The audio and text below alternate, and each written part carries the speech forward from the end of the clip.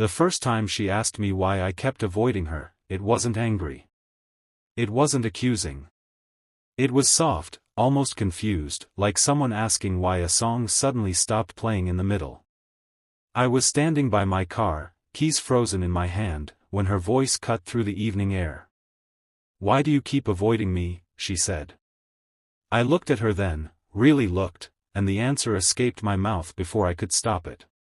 "Because looking at you hurts." That was the moment everything I had buried for years cracked open, and once it did, there was no way to close it again. I had mastered the art of disappearing. Leaving early. Coming home late. Pretending phone calls were urgent. Pretending I hadn't heard footsteps behind me on the stairs. She lived 3 doors down, close enough that avoiding her took effort, calculation, and a little bit of self-betrayal every single day. But I did it anyway, because some pains don't fade, they wait. Her name was Lena. She moved into the neighborhood quietly, no welcome party, no loud introductions. Just a rented truck, a tired smile, and eyes that stopped me cold the first time I saw them. The same eyes. The same curve of the smile that once knew all my secrets. Different woman, same ache. Or so I thought. I lost my wife 4 years ago. Cancer doesn't care how good a person you are, how many promises you still plan to keep. One day she was laughing at my terrible jokes, the next she was squeezing my hand in a hospital room that smelled like disinfectant and endings. After she was gone, I learned how to survive, not live. Wake up. Work. Sleep. Repeat. Emotions were luxuries I could no longer afford.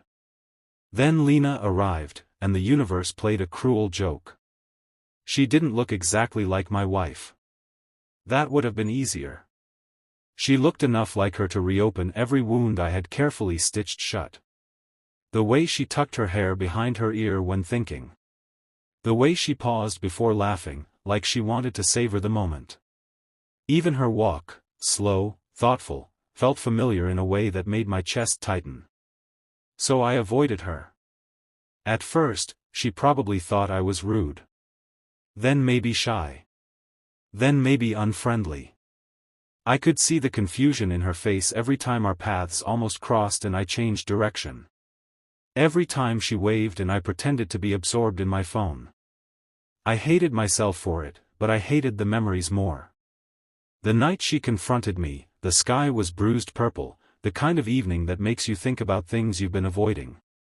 I had just finished another long day of pretending to be okay when she spoke. When I answered her honestly, I expected anger. What I got instead was silence, and then tears. "I'm sorry," she said quietly.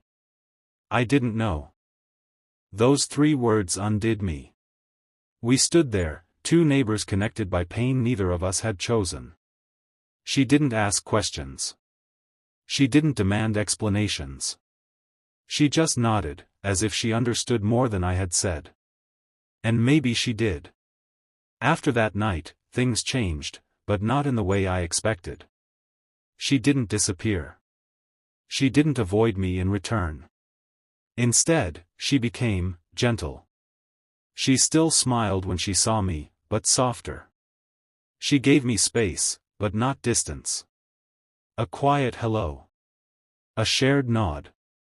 Sometimes a cup of coffee left at my door with a note that said, "In case today is heavy." It terrified me. Because somewhere between the notes and the quiet hellos, I realized something even worse than pain, I was starting to feel again. And feelings, once awakened, don't ask permission. Weeks passed. Then months. We began talking. At first about safe things, the weather, work, the absurdity of neighborhood gossip. Then about deeper things, carefully, like stepping on thin ice. She told me she'd moved after a divorce that left her hollow. I told her about loss, though not all of it. Not yet. One evening, during a power outage, we sat on the steps outside our building, sharing candlelight and silence. She looked at me and said, "You know, you don't hurt me by looking away. You hurt yourself." I wanted to argue. I wanted to deny it. But she was right. The truth was, I wasn't avoiding her because she reminded me of my wife. I was avoiding her because she reminded me that I was still alive, and I was afraid of what that meant. Afraid that loving again would somehow betray the love I had lost. Afraid that healing meant forgetting. Afraid that happiness would come with a cost I couldn't afford to pay again. One night, after a particularly long silence between us, she asked me something that changed everything. If pain is the price of loving, she said, would you really choose never to love again? I didn't answer right away. But the question stayed with me, echoing through empty rooms and restless nights. The second time she asked me why I avoided her, it wasn't outside. It was inside my living room, sitting across from me, holding a photograph I had accidentally left on the table. A picture of my wife. Lena's eyes were wet, but steady. She was beautiful, Lena said. And she mattered. And loving her didn't disappear just because she's gone.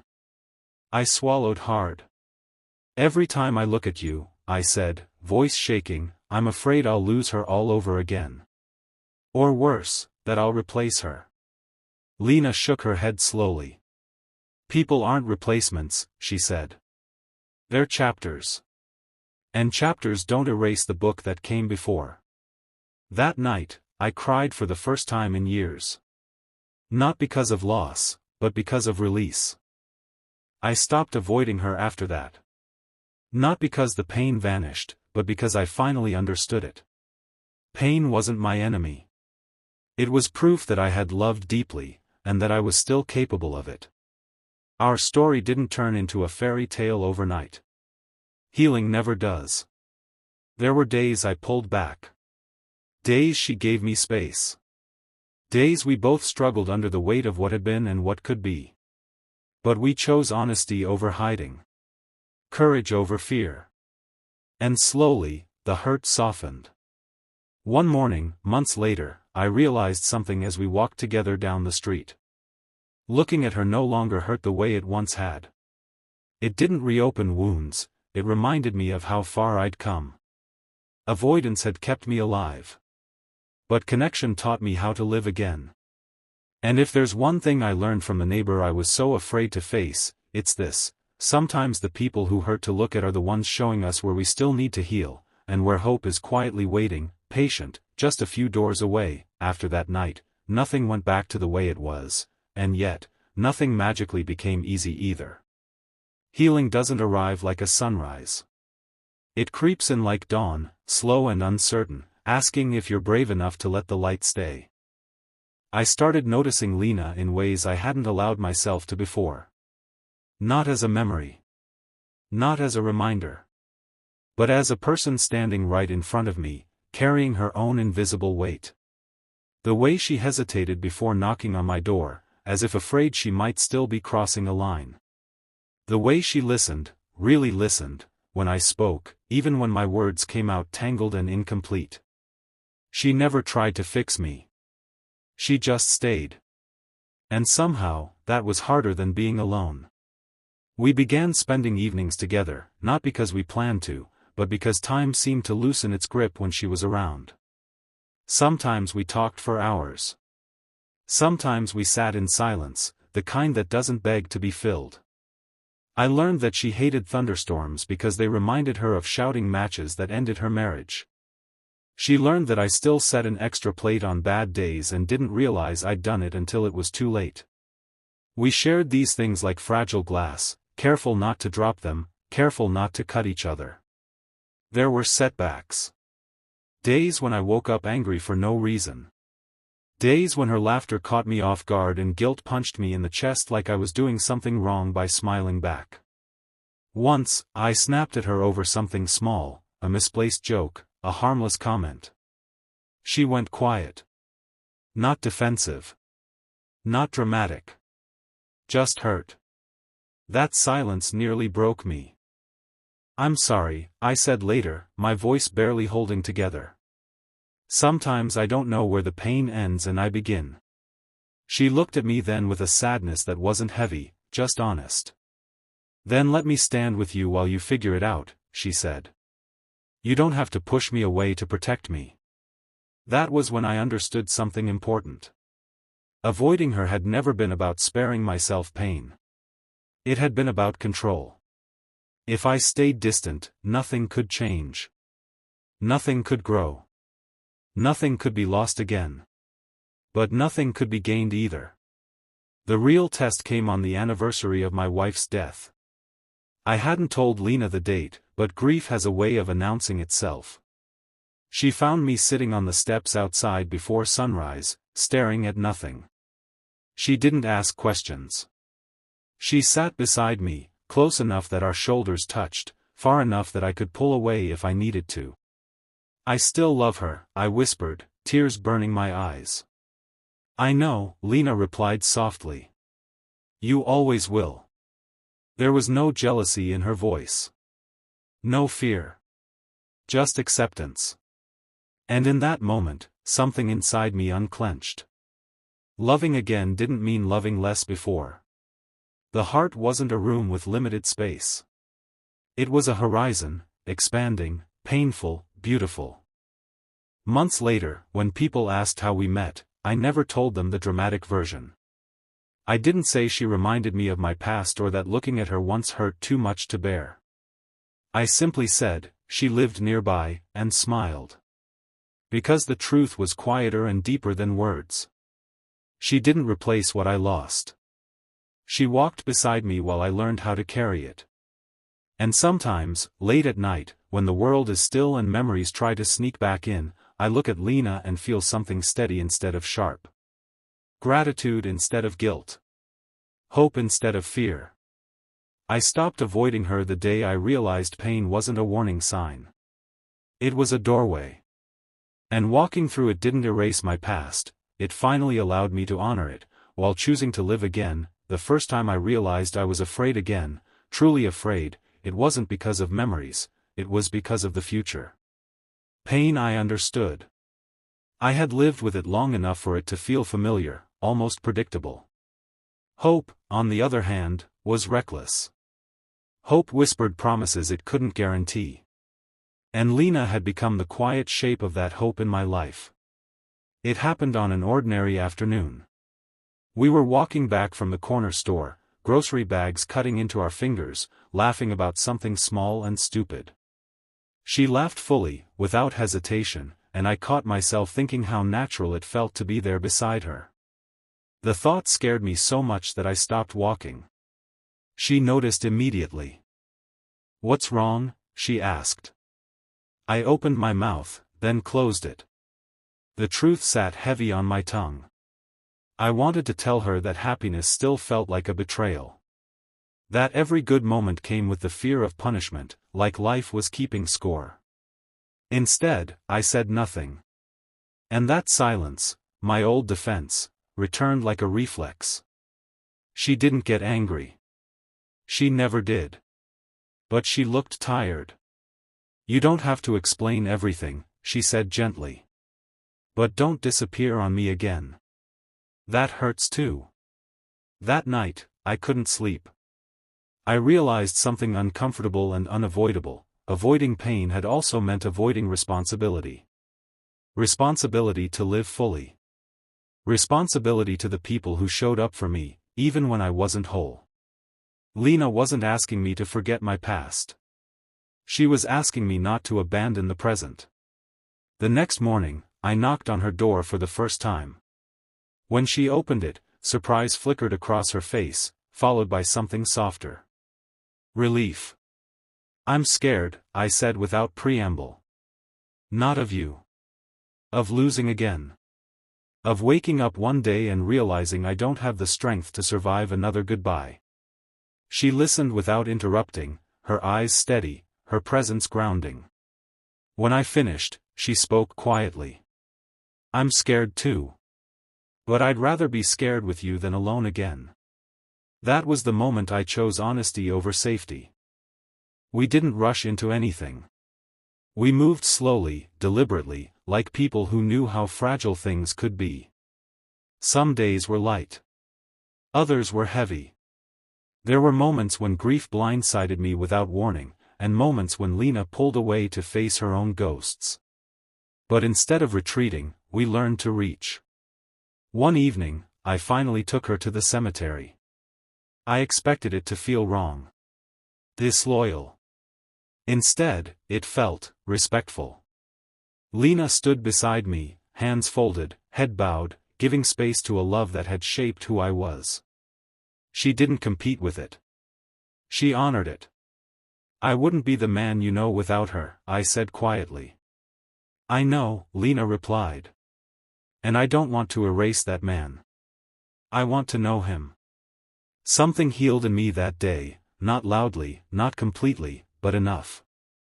Time passed, as it always does. Seasons changed. The neighborhood that once felt like a maze of avoidance became familiar again. Safe. I stopped timing my exits. Stopped hiding behind excuses. I let myself be seen, not as someone broken beyond repair, but as someone still becoming. One night, as we sat on the same steps where everything had begun, Lena leaned her head against my shoulder. It didn't hurt. It didn't feel wrong. It felt earned. I'm glad you stopped avoiding me, she said softly. So am I replied. And I meant it with my whole chest. Because love, I learned, isn't about replacing what was lost. It's about carrying it forward, letting it shape you without trapping you. Looking at Lena no longer hurt. It reminded me that pain can coexist with peace, that memories don't vanish when new joy arrives. Some wounds don't disappear. They teach. And sometimes, the person you were afraid to look at is the one who helps you see your life clearly again, not as something defined by loss, but as something still worth choosing. Every single day, the first time I said the word future out loud, it felt like testing thin ice with my foot. Lena was standing by the window, watching the street below, the late afternoon light tracing her outline. I didn't even realize I had spoken until she turned around. Future, she repeated, careful, like the word might shatter if handled wrong. I nodded. My heart was loud in my ears. I don't know what it looks like, I said. And I'm not promising anything I can't keep. But for the first time in a long while, I'm not afraid of imagining one. She didn't rush toward me. She didn't celebrate. She simply smiled, and in that smile was patience, earned, not assumed. That's enough, she said. That's more than enough. Life tested us after that, the way it always does when you dare to feel steady. Work became uncertain. Old friends drifted back with opinions I hadn't asked for. There were days when grief returned sharp and unexpected, when I found myself staring at a familiar photograph and feeling the old ache tighten its grip. But now, I didn't hide those moments. I shared them. One night, I told Lena something I had never said out loud. I was afraid that if I became happy again, it would mean she didn't matter anymore. Lena took my hands and held them firmly, like an anchor. Love isn't erased by time, she said. It's proven by it. That sentence stayed with me. I carried it into every quiet moment, every doubt, every step forward. We didn't announce anything to the world. We didn't need to. Our neighbors noticed anyway, the way we walked together without hesitation, the way laughter returned to my voice, the way my door stopped feeling like a hiding place. The place that once echoed with absence began to feel lived in again. On the anniversary of the day Lena first confronted me, we stood in the same spot near my car. The air felt lighter. Different. She looked at me, eyes searching, and smiled. You know, she said, if I hadn't asked you that question, we might still be strangers. If you hadn't, I replied, I might still be hiding. I realized then that the pain I once feared had done its work. It had broken me open just enough to let something new grow. Avoiding Lena hadn't protected me, it had delayed my healing. Facing her had taught me that strength isn't about enduring alone. It's about allowing someone to stand beside you when standing feels hard. That night, as we sat together in comfortable silence, I understood the truth I wish I had known earlier. Some people enter your life not to replace what you've lost, but to remind you that loss doesn't get the final word. Looking at Lena no longer hurt. It healed. And in that quiet realization, I found the courage to live, not in spite of my past, but alongside it, grateful for the love that shaped me, and open to the love that chose to stay. The day I realized I no longer flinched when I saw her was the day I understood how far I had come. Lena was walking toward me across the small courtyard, sunlight catching in her hair, that familiar warmth in her smile. Once, that sight would have tightened my chest, dragged me backward into memories I thought I'd never escape. Now, it simply made me breathe easier. We had built something quiet together. Not dramatic. Not loud. Just real. Mornings that began with shared coffee. Evenings that ended with conversations that wandered without needing a destination. We learned each other's silences as well as we learned each other's laughter. And in that learning, something steady took root. There was a moment, small but powerful, when I finally felt free. I was clearing old boxes from the closet, things I had avoided for years. Letters. Photographs. Pieces of a life I once thought had ended for good. Lena sat on the floor beside me, handing me things when I asked, giving space when I didn't. I didn't rush. I didn't crumble. I remembered, and then I let go. "I'm proud of you," she said softly. I realized then that moving forward wasn't the same as leaving someone behind. My past had shaped me, but it no longer owned me. Love didn't demand that I forget. It asked that I live. The neighborhood felt different now. The same streets, the same doors, but a new rhythm. People smiled more easily. I did too. Avoidance had once been my armor. Now, openness felt lighter, stronger. One evening, as the sky turned gold and the world slowed down, Lena looked at me and asked, "Do you still hurt when you look at me?" I thought about it carefully before answering. "No," I said. "I feel grateful." She smiled, and in that smile was everything we had survived. I understood then that pain had been a teacher, not a sentence. It showed me what mattered. It taught me how deeply I could feel, how fully I could love. And it led me, in its own quiet way, to someone who didn't ask me to be unbroken, only honest. If there's a lesson in our story, it's this: sometimes the people we avoid are not the source of our pain, but the mirror that shows us we're ready to heal. Sometimes, looking hurts because it reminds us of what we've lost, but staying blind costs us what we might still gain. I stopped avoiding her when I learned that love isn't a wound you reopen. It's a courage you choose. And choosing it didn't erase my past, it finally allowed my future to begin.